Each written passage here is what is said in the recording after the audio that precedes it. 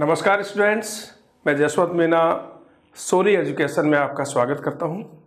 जैसा कि स्टूडेंट्स हम राजस्थान कला और संस्कृति में त्योहारों का टॉपिक पढ़ रहे थे। हमने आश्विनी माह तक के त्योहारों के बारे में चर्चा की थी और आज हम अगला जो महीना ले रहे हैं अभी पहली क्लास में, वो है कार्तिक माह।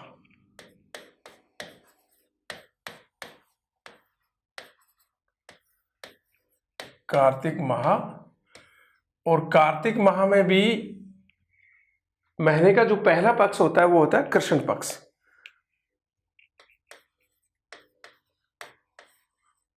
कृष्ण पक्ष और कार्तिक माह में जो कृष्ण पक्ष का जो पहला त्योहार है बहुत इंपॉर्टेंट है, वो है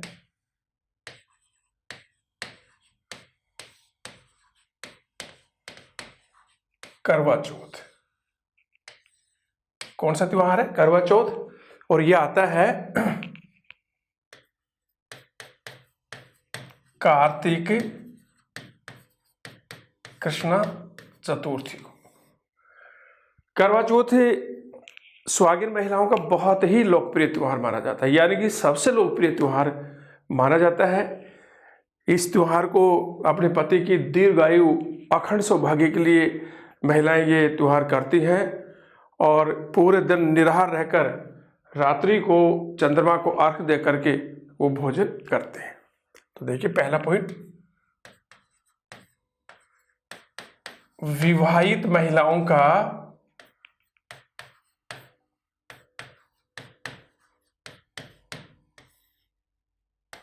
सर्वाधिक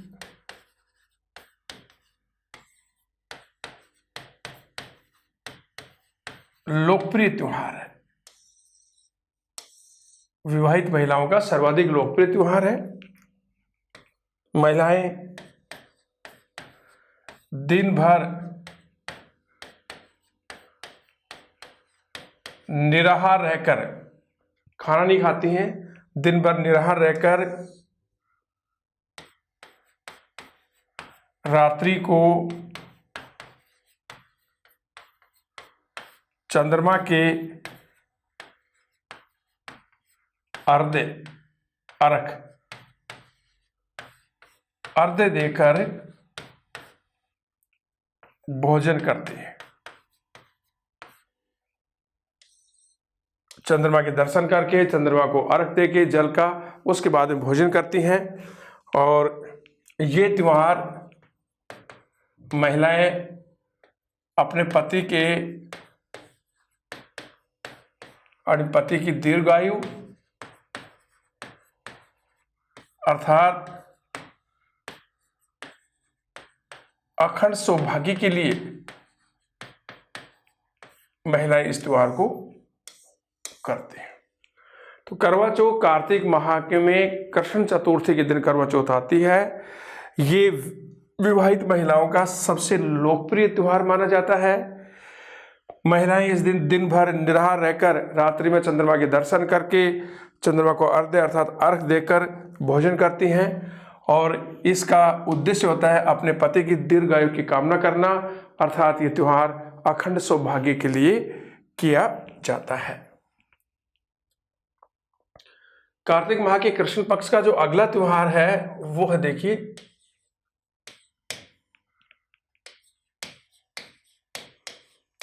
अहोमी अष्टमी।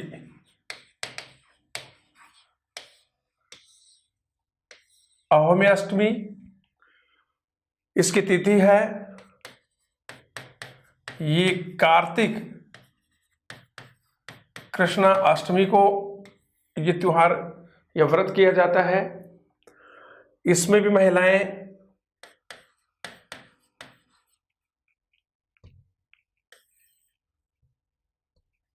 दिन भर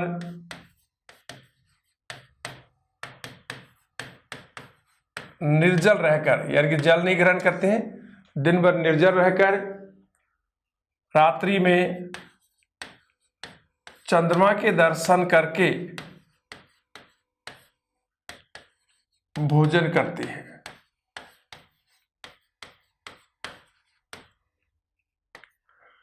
और इस दिन महिलाएं घर की दीवार पर स्याऊ माता और स्याऊ माता और उसके बच्चों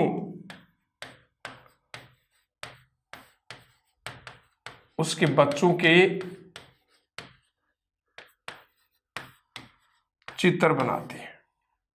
तो आहोमे अष्टमी कार्तिक कृष्णा अष्टमी को आती है। महिलाएं इस दिन दिन भर निर्जल रहती हैं, अर्थात जल ग्रहण नहीं करती। रात को चंद्रमा के दर्शन करके भोजन करती हैं और अपने घर के दीवार पर किसके चित्र बनाती हैं? स्याऊ माता और उसके बच्चों के चित्र बनाती हैं। कार्तिक कृष्णा का तीसरा जो त्योहार है वो है तुलसी एकादशी। तुलसी एकादशी आती है कार्तिक कृष्णा 11 और इस व्रत के दिन तुलसी के पेड़ की पूजा की जाती है। तुलसी एकादशी को विष्णु प्रिया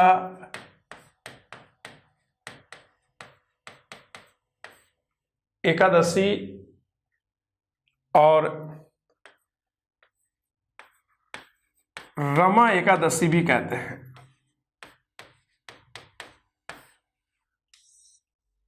तो देखिए, आहोमी अष्टमी आती है कार्तिक कृष्णा अष्टमी को।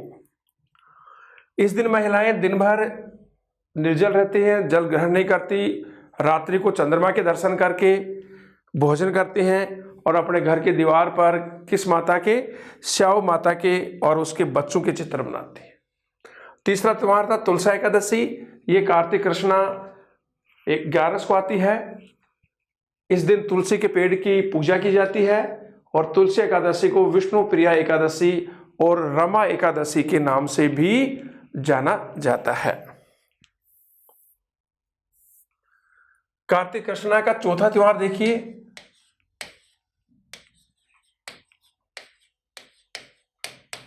धनतेरस। इसके बारे में सभी लोग जानते हैं लगभग। धनतेरस की तिथि क्या है? कार्तिक कृष्णा 13। तो धनतेरस कार्तिक कृष्णा 13 को आती है। इस दिन दो देवताओं की पूजा की जाती है। एक तो क्योंकि दिवाली से 2 दिन पहले आती है, एक तो धन्वंतरी वैद्य जी की पूजा की जाती है। दूसरा, इसी दिन यमराज की पूजा की जाती है और यमराज को प्रसन्न करने के लिए घर के प्रवेश द्वार पर आटे का दीपक जलाते हैं।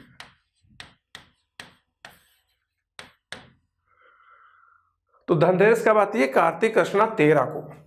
इस दिन दो देवताओं की पूजा की जाती है। एक तो धन्वंतरी वैद्य जो धन का देवता है, दूसरी पूजा की जाती है यमराज की। और यमराज के बारे में आपको पता ही है कि यमराज जी कौन है। यमराज को प्रसन्न करने के लिए घर का जो प्रवेश द्वार है, मुख्य प्रवेश द्वार है, वहां पर आटे का दीपक जलाया जाता है।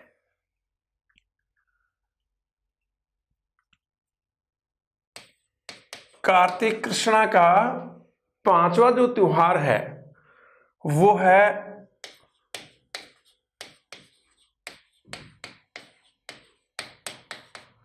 रूप चतुर्दशी, अर्थात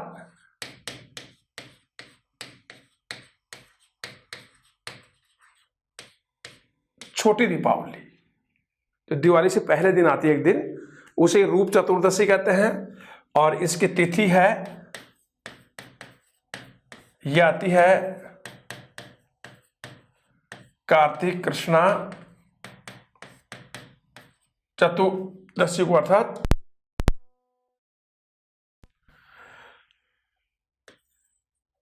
धनतेरस के दिन तो हम बहुत सारे बर्तन भी खरीदते हैं, नए बर्तन खरीदते हैं, धन्वंतरि की पूजा की जाती है, यमराज की पूजा की जाती है। लेकिन यदि क्वेश्चन आता है कि सुंदरता और स्वच्छता का संबंध किस त्योहार से है, तो रूप चतुर्दशी अर्थात छोटी दिवाली, इसका संबंध सुंदरता और स्वच्छता से है। तो धनतेरस कार्तिक कृष्ण 13 को आती है। इस दिन नए कपड़े, नए बर्तन, नए वाहन आदि खरीदे जाते हैं। और इस दिन धन के देवता धन्वंतरि वैद्य की पूजा की जाती है, यमराज जी की पूजा की जाती है। और यमराज को खुश करने के लिए घर के मुख्य प्रवेश द्वार पर आटे का दीपक जलाया जाता है। धनतेरस के तुरंत बाद में ही रूप चतुर्दशी, जिसे हम छोटी दीपावली बोलते हैं, यह आती है। छोटी दीपावली कार्तिक कृष्ण 14 को आती है। और रूप चतुर्दशी का संबंध सुंदरता और स्वच्छता से माना जाता है। कार्तिक कृष्णा का अंतिम और छठा जो त्योहार है, बहुत ही इंपॉर्टेंट है,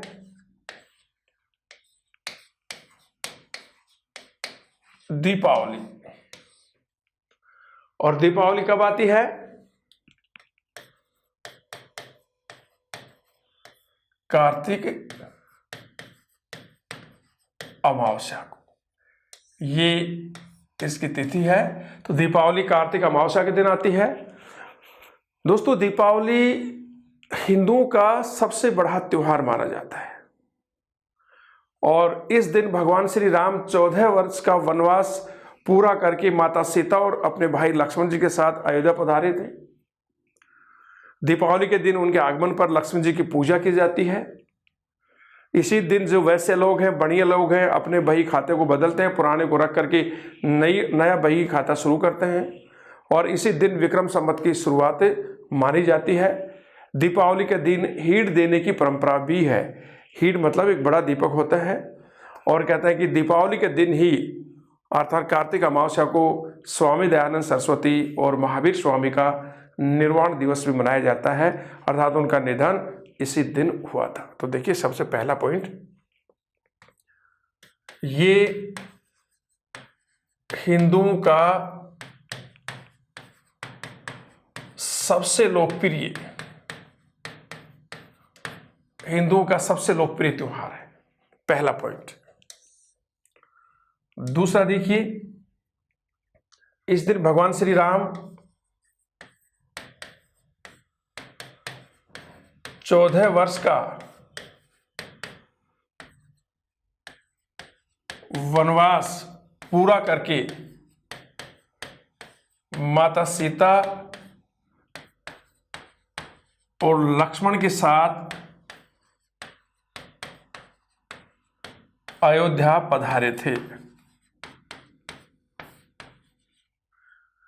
तो भगवान श्री राम 14 वर्ष का वनवास पूरा करके माता सीता और लक्ष्मण के साथ अयोध्या पधारे थे। इस दिन सभी हिंदुओं के घर में लक्ष्मी जी की पूजा की जाती है।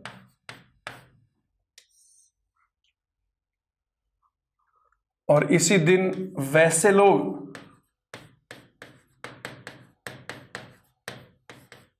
वैसे लोग अपना बही खाता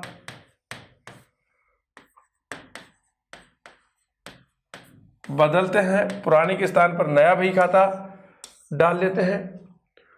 और कहते हैं कि इसी दिन विक्रम संवत की शुरुआत हुई थी।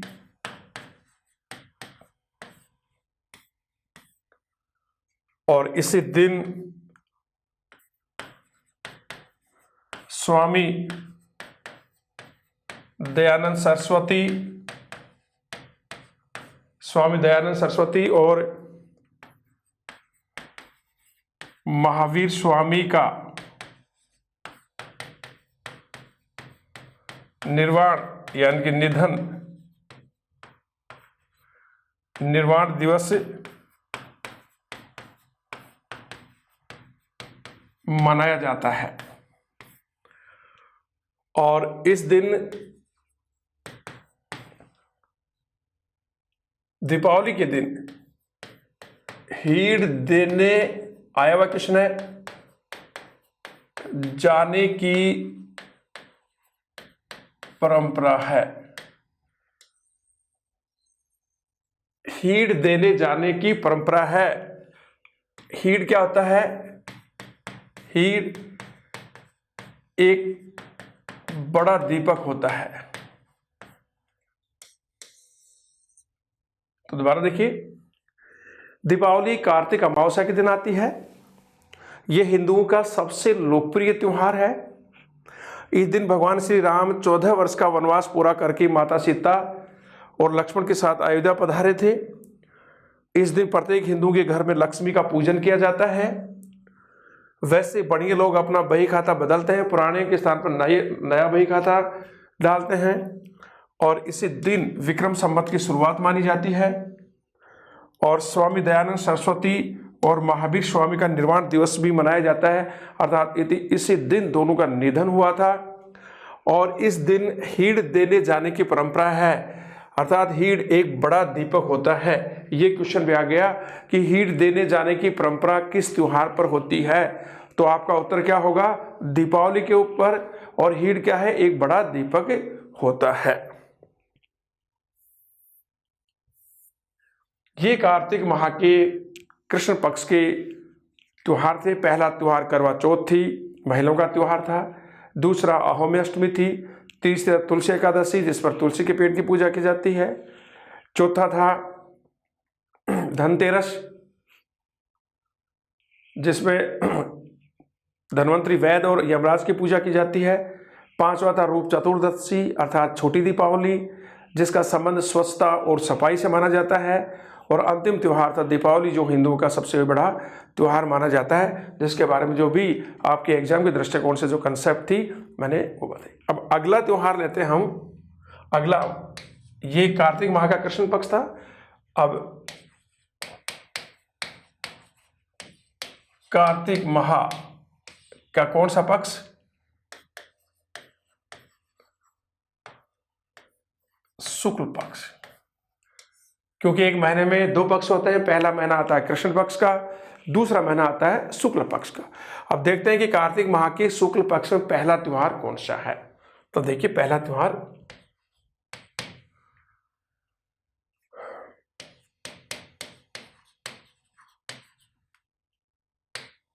गोवर्धन पूजा और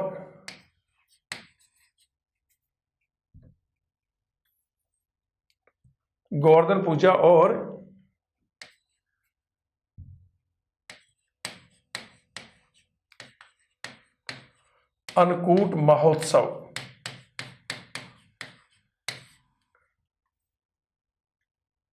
गोवर्धन पूजा और अन्नकूट महोत्सव। तिथि क्या है इनकी?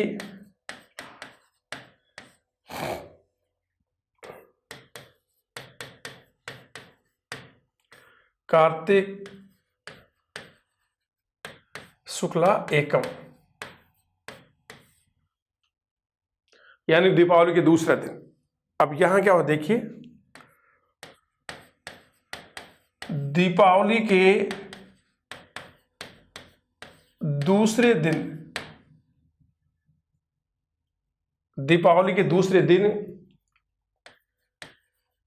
प्रभात में, यानी कि सुबह सुबह प्रभात में गाय के गोबर से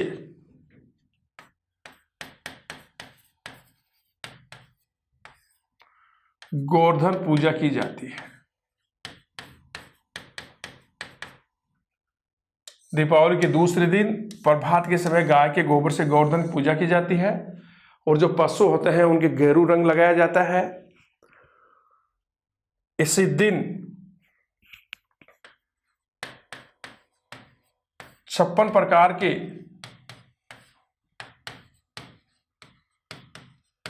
प्रकार के पकवानों से बने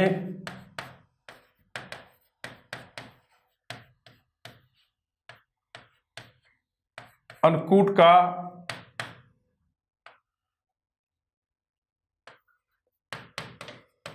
भगवान को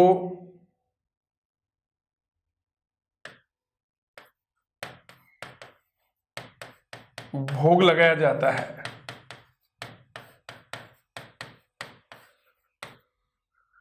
और दोस्तों, अन्नकूट जो महोत्सव है निम्न 3 जगह बहुत ही फेमस है। अन्नकूट महोत्सव कोटा,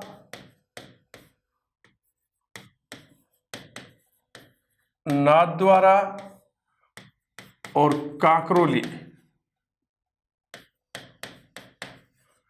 इन तीनों का अन्नकूट महोत्सव बहुत ही प्रसिद्ध है, लोकप्रिय है। क्वेश्चन आ गया तो अन्नकूट महोत्सव कहाँ का लोकप्रिय है? कोटा का अन्नकूट महोत्सव बहुत लोकप्रिय है। नाथद्वारा राजसमंद का अन्नकूट महोत्सव बहुत लोकप्रिय है। कांकरोली का अन्नकूट महोत्सव जो राजसमंद है बहुत ही लोकप्रिय है। और इसी दिन गोवर्धन पूजा के दिन अर्थात होली के दीपावली के दूसरे दिन भगवान श्री कृष्ण ने ब्रज में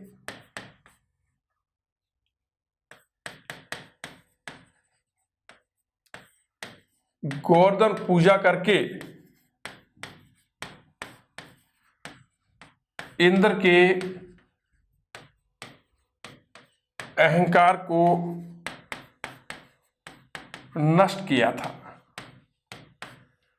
पता, अपनी इस अंगुली पर पूरे गोवर्धन पर्वत को उठा लिया था। जितने भी गवाले थे वो नीचे थे। इंद्र भगवान ने भारी वर्षा की, लेकिन पर्वत के नीचे सब लोग आ गए और वहीं पर भगवान श्री कृष्ण ने गोवर्धन पूजा की और इंद्र का जो देवता इंद्र था, उसका जो अहंकार था, उसका घमंड था, उसको नष्ट किया था। तो भगवान श्री कृष्ण ने ब्रज में गोवर्धन पूजा करके इंद्र के अहंकार को इसी दिन नष्ट किया था। और दोस्तों, इसी दिन मीणा जनजाति में श्राद्ध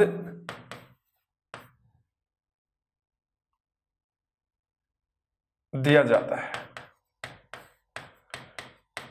अपने पितरों को मीणा जनजाति में इसी दिन श्राद्ध दिया जाता है। अन्य जो जातियां हैं वो श्राद्ध पक्ष 16 दिन चलता है।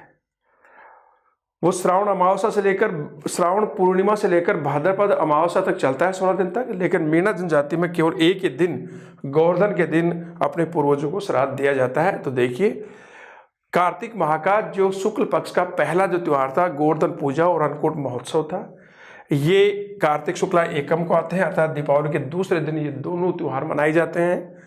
दीपावली के दूसरे दिन प्रभात के समय सवेरे गाय के गोबर से गोवर्धन की पूजा की जाती है, गोवर्धन की स्थापना की जाती है। 56 प्रकार के पकवानों से बने अन्नकूट का भगवान को भोग लगाया जाता है। और अन्नकूट महोत्सव 3 जगह का बहुत लोकप्रिय है, कोटा का, नाथद्वारा का, कांकरोली का। और इसी दिन श्री कृष्ण ने ब्रज में गोवर्धन पूजा करके इंद्र के अहंकार को नष्ट किया था और मीणा जनजाति में श्राद्ध इसी दिन मनाया जाता है। कार्तिक माह के शुक्ल पक्ष का दूसरा त्योहार देखिए,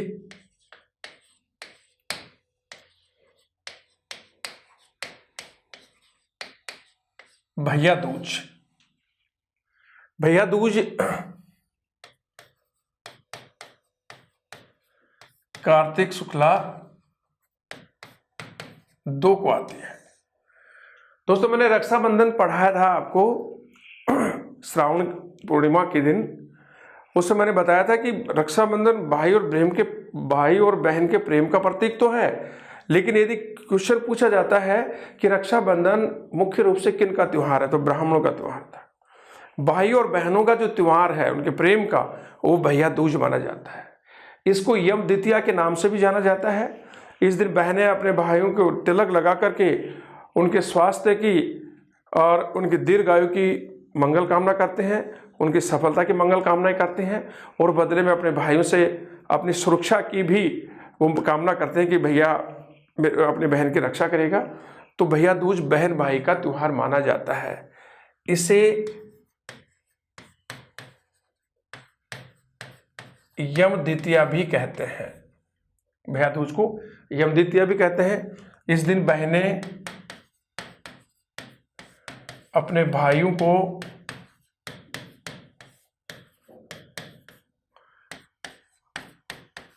तिलक लगाकर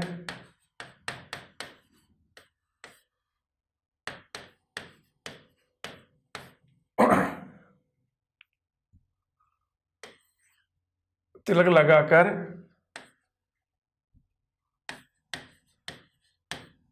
उनके स्वास्थ्य और सफलता की कामना करती है। ठीक है, तो भैया दूज कार्तिक शुक्ला 2 को, भैया दूज को किस नाम से जाना जाता है? यम द्वितीया के नाम से भी जाना जाता है। इस दिन बहनें अपने भाइयों को तिलक लगाकर उनके स्वास्थ्य और सफलता की कामना करते हैं और बदले में ये भी चाहते हैं कि भाई अपनी बहन की रक्षा भी करेगा। तो भैया दूज बहनों और भाइयों का त्योहार है। कार्तिक शुक्ला का तीसरा जो त्योहार है वो देखिए, आंवला नवमी। आंवला नवमी आती है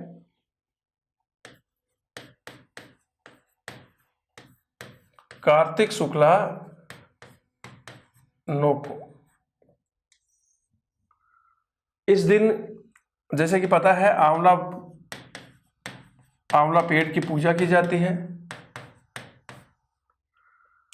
और कहते हैं कि इस व्रत को करने से, आंवला नवमी वाला जो व्रत है या त्योहार, इसको करने से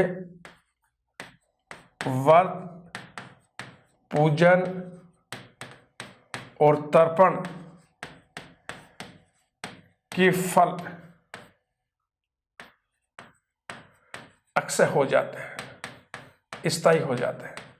अर्थात आपने जो भी व्रत किया है, पूजन किया है, तर्पण किया है, वो सभी इस आंवला नवमी के व्रत करने से वो क्या हो जाता है? अक्षय, यानी कि वो नष्ट नहीं हो सकते, उनका फल हमेशा आपको मिलता रहेगा। व्रत, पूजन और तर्पण के फल हमेशा अक्षय हो जाते हैं। इसीलिए आंवला नवमी को अक्षय नवमी भी कहा जाता है। तो भैया दूज कार्तिक शुक्ला 2 को, इसे यम द्वितीया भी कहते हैं। ये बहन और भाई के प्रेम का प्रतीक है, उनका त्योहार है। इस दिन बहनें भाइयों को तिलक लगा करके, राखी बांध करके उनकी मंगल कामना करते हैं, स्वास्थ्य की, सफलता की। और उसके बाद में हमने पढ़ा अगला आंवला नवमी, ये कार्तिक शुक्ला 9 को आता है। इस दिन आंवला के वृक्ष की पूजा की जाती है। इस व्रत को करने से व्रत, पूजन और तर्पण के जो फल हैं वो हमेशा के लिए अक्षय हो जाते हैं, कभी उनका फल नष्ट नहीं होता है। इसी कारण इसको अक्षय नवमी के नाम से भी जाना जाता है।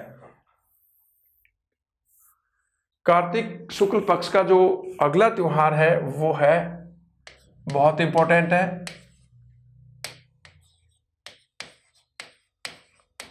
देवउठनी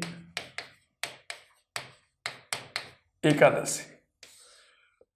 मैंने जब आषाढ़ माह पढ़ाया था तो आपको बताया था कि आषाढ़ शुक्ला 11 को देव सैनी एकादशी आती है।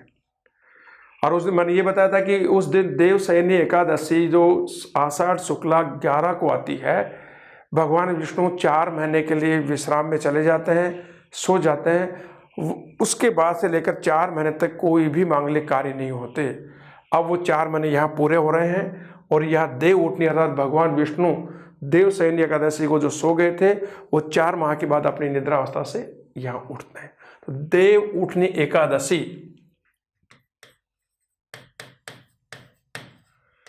कार्तिक शुक्ला 11। इस एकादशी को प्रबोधिनी एकादशी भी कहते हैं। इसको प्रबोधिनी एकादशी भी कहते हैं। इस दिन भगवान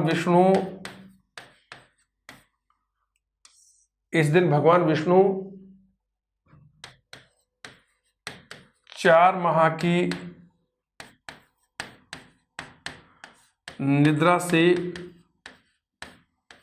उठ जाते हैं या जाग जाते हैं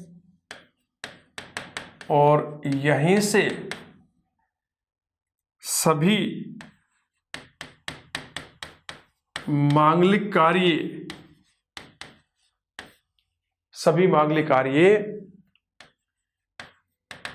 पुनः शुरू हो जाते हैं।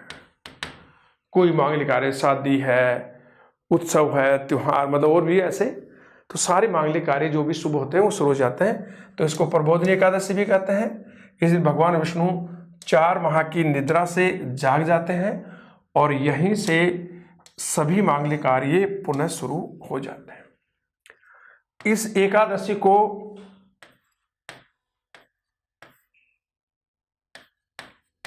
पापों से मुक्त करने वाली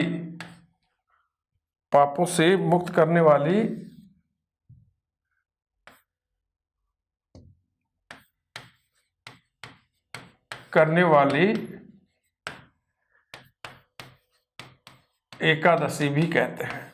पाप मुक्त एकादशी, पापों से मुक्त करने वाली एकादशी भी कहते हैं। ये भी आखातीज के तरह एक अबूझ सावा है। पूरे भारत में सबसे बड़ा अबूझ सावा आखातीज का था, लेकिन देवउठनी एकादशी भी अबूझ सावा में गिनी जाती है। इस दिन भी अबूझ सावा होते हैं। इस दिन ईख की पूजा की जाती है। गन्ना जो होता है,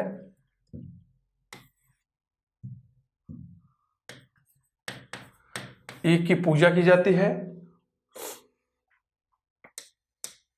तो देवउठनी एकादशी कार्तिक शुक्ल 11 को, इसे प्रबोधिनी एकादशी भी कहते हैं। और इस दिन भगवान विष्णु 4 माह की निद्रा से उठ जाते हैं और इसी दिन से सभी मांगलिक कार्य पुनः शुरू हो जाते हैं। इसे पापों से मुक्त करने वाली एकादशी भी कहते हैं।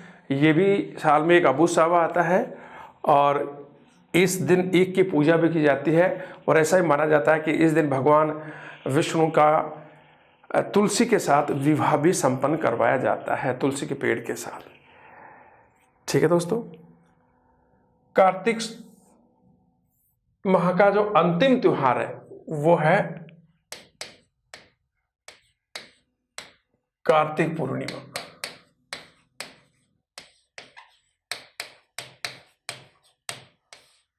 कार्तिक पूर्णिमा, इस दिन भगवान शिव ने त्रिपुरासुर राक्षस का वध किया था। कौन से राक्षस का? त्रिपुरासुर राक्षस का वध किया था, इसलिए इसे त्रिपुरा पूर्णिमा भी कहते हैं। भगवान शिव ने इस दिन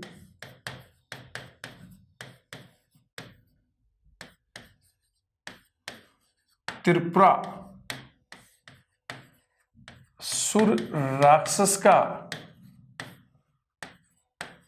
वध किया था और इसी कारण से त्रिपुरा पूर्णिमा भी कहते हैं।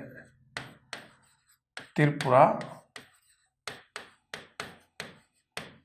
पूर्णिमा भी कहते हैं। इस दिन कहते हैं कि गंगा और पुष्कर में स्नान का बहुत महत्व है। लोगों को इस दिन गंगा और पुष्कर झील में स्नान करना चाहिए। इसी दिन भगवान का मत्स्य अवतार हुआ था और इसी दिन गुरु नानक जयंती भी मनाई जाती है। तो कार्तिक पूर्णिमा के दिन भगवान शिव ने त्रिपुरासुर राक्षस का वध किया था और इसी कारण इस पूर्णिमा को त्रिपुरा पूर्णिमा के नाम से भी जाना जाता है। इस दिन कहते हैं कि गंगा और पुष्कर में स्नान करना बहुत पवित्र माना जाता है और इसी दिन भगवान का मत्स्य अवतार हुआ था। और इसी दिन गुरु नानक की जयंती मनाई जाती है। ये कार्तिक माह के त्यौहार हैं। अगला कार्तिक मास के बाद में जो त्यौहार जो महीना आता है वो देखते हैं कौन सा महीना आता है। देखिए, चैत हो गया, बैसाख, जेठ, साढ़, सावन, भादो, आसोज, कार्तिक। अब अगला महीना जो 9वां है वो है मार्गशीर्ष।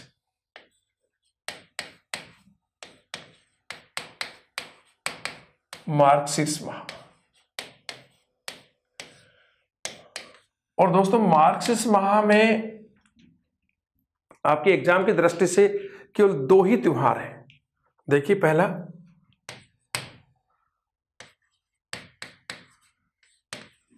काल भैरव अष्टमी। काल भैरव अष्टमी आती है मार्गशीर्ष अष्टमी को।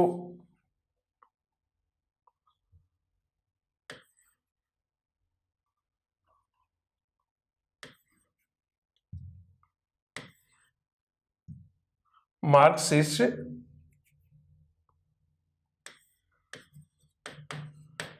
कृष्णा 8 को, कृष्ण पक्ष में आती है। एक तो ये त्योहार है। दूसरा जो त्योहार है इस माह का वो है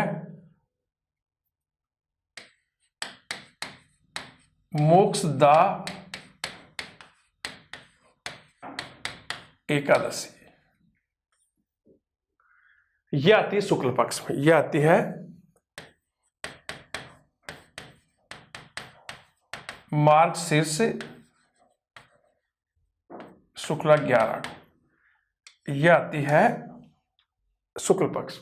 तो मार्गशीर्ष माह में आपके एग्जाम के दृष्टिकोण से 2 ही त्योहार या व्रत है। एक है काल भैरव अष्टमी, ये मार्गशीर्ष कृष्णा 8 को आती है, और दूसरा है मोक्षदा एकादशी, ये मार्गशीर्ष शुक्ला 11 को आती है।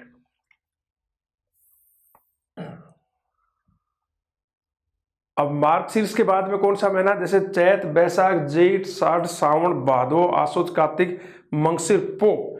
अगला जो 10वां महीना है वो है पौष। पौष माह।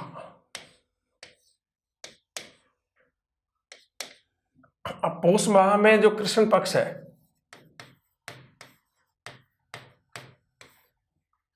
इसमें देखिए कौन से, एक तो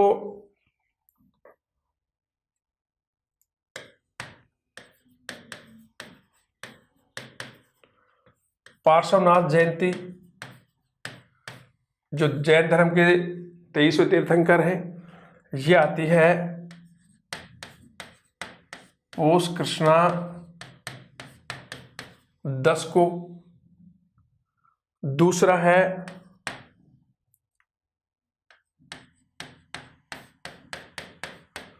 गुरु गोविंद सिंह जयंती,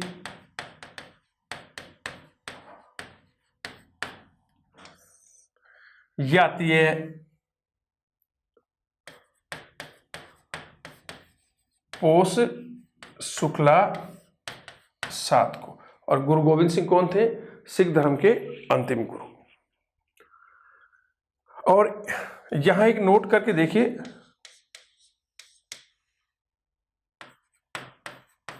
पौष अमावस्या को, काफी इंपॉर्टेंट है, ध्यान से देखना। पौष अमावस्या को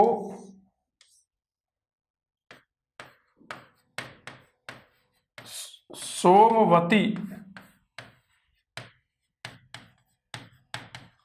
अमावस्या कहते हैं। ये ध्यान से देखना। तो पौष माह में पार्श्वनाथ जयंती, ये तो कृष्ण पौष कृष्ण 10 को आती है। दूसरी गुरु गोविंद सिंह जयंती, ये पौष शुक्ला 7 को आती है। और पौष अमावस्या को सोमवती अमावस्या के नाम से भी जाना जाता है। और इसके अलावा पौष माह का जो एक बहुत ही इंपॉर्टेंट त्योहार है वो है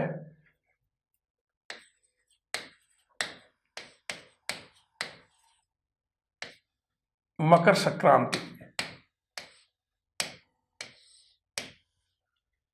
ये पौष माह में आती है। पूछा जाता है कई बार कि मकर संक्रांति कब आती है? पौष माह में। और लगभग ये 14 या 15 जनवरी को आती है। कौन से को? 14 जनवरी या फिर 15 जनवरी। 14 जनवरी या 15 जनवरी को आती है पौष माह में मकर संक्रांति। अब देखिए इसमें क्या होता है, सबसे इस दिन किया गया दान बहुत पुण्यकारी माना जाता है। इस दिन किया गया दान बहुत फलदायी माना जाता है। तो ये कारण है कि लोग मकर संक्रांति के दिन बहुत सारा दान करते हैं, पशुओं को चारा खिलाते हैं, भूखों को भोजन देते हैं, कपड़े देते हैं। तो इस दिन किया गया दान बहुत फलदायी होता है। अगला देखिए बहुत इंपॉर्टेंट है, आया हुआ क्वेश्चन है, अभी राजस्थान पुलिस में भी आया था ये क्वेश्चन। इस दिन जयपुर में पतंगे उड़ाई जाती हैं, और पतंगे नहीं, जयपुर में 14 जनवरी को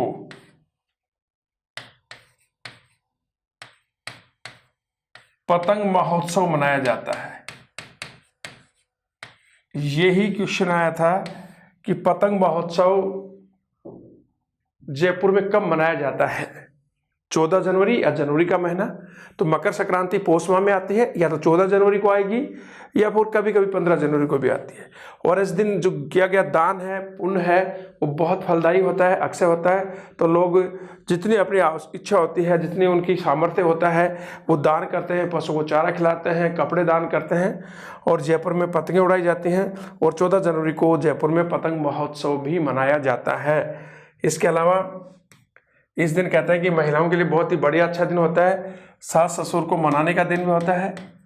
सास ससुर को मनाने का दिन है। यदि किसी महिला के सास ससुर उनसे नाराज है तो उनके पास बहुत अच्छा मौका है कि उनको मनाए। और इसी दिन कहते हैं कि महिलाएं 13 वस्तुओं का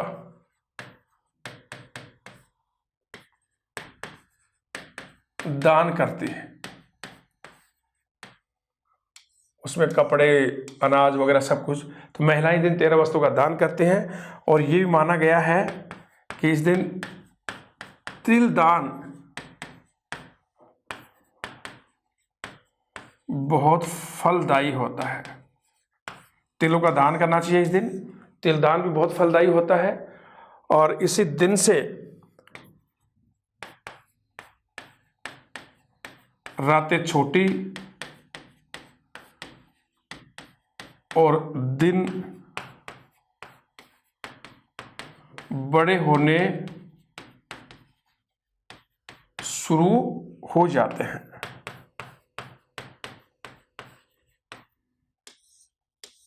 दोबारा देखिए, मकर संक्रांति कौन से महीने में आती है? पौष महीने में। पौष महीने में या तो 14 जनवरी को या 15 जनवरी को आती है। इस दिन किया गया दान बहुत फलदायी होता है। जयपुर में पतंगे उड़ाई जाती हैं। 14 जनवरी को इसी दिन पतंग महोत्सव भी मनाया जाता है जयपुर के अंदर। इस दिन जिन महिलाओं के सास ससुर नाराज हैं तो सास ससुर को मनाने का एक बहुत ही अच्छा अवसर माना जाता है। महिलाएं 13 वस्तुओं का दान करती हैं और तिल दान बहुत ही फलदायी माना गया है। इसी दिन से रातें छोटी और दिन बड़े होने लग जाते हैं। और दोस्तों, आसाम जो राज्य है उसमें मकर संक्रांति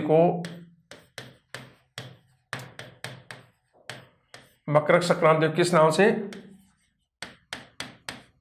बघोली बिहू कहते हैं। आसाम में मकर संक्रांति को किस नाम से जानते हैं? बघोली बिहू। और तमिलनाडु में इसे पोंगल कहते हैं। ध्यान से देखना, हमारे यहाँ मकर संक्रांति को क्या कहते हैं? हमारे तो मकर संक्रांति के रूप में मनाया जाता है त्यौहार। इसी त्यौहार को, मकर संक्रांति को आसाम में क्या कहते हैं? बघोली बिहू कहते हैं। और तमिलनाडु में पोंगल कहते हैं। और पंजाब में इसे क्या कहते हैं, लोहड़ी के नाम से जाना जाता है। तो पौष माह भी पूरा हो गया हमारा। अगला जो माह है वो है चैत बैसाख जेठ सार सावन भादो आसोज कार्तिक मंगसिर पो, और अगला त्योहार है माघ माह का त्योहार। ठीक है, और ये मैं अगली क्लास में लेकर के आपके सामने हाजिर हूँगा। नमस्कार।